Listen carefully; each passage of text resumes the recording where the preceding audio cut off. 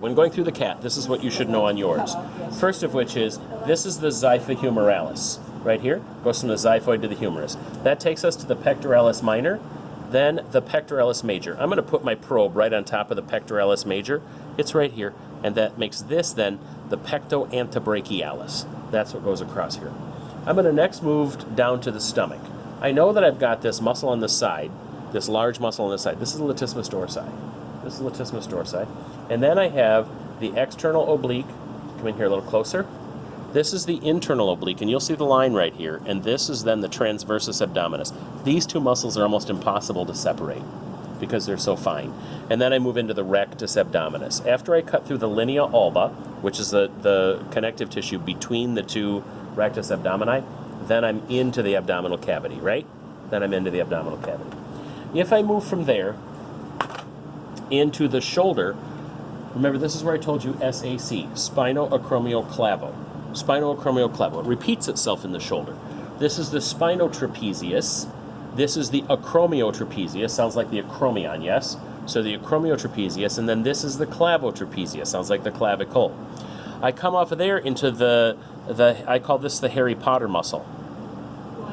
Wingardium Leviosa. So this is the levator scapulae ventralis. Which then, if I went spinoacromioclavo up here, what do I do down here? Spinoacromioclavo. Spinodeltoid, acromiodeltoid, and clavodeltoid, or the clavobrachialis.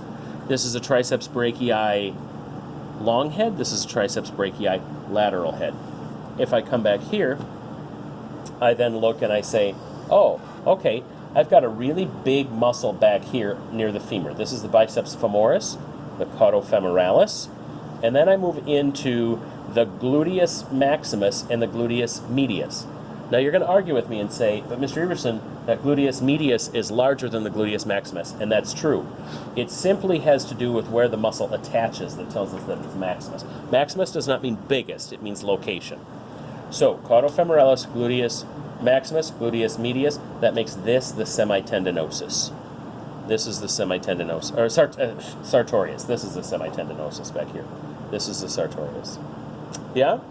So if I then look at my book, I can say, oh, then this muscle right here is the tensor fasciolata, and this white tissue that covers this is just called the fasciolata.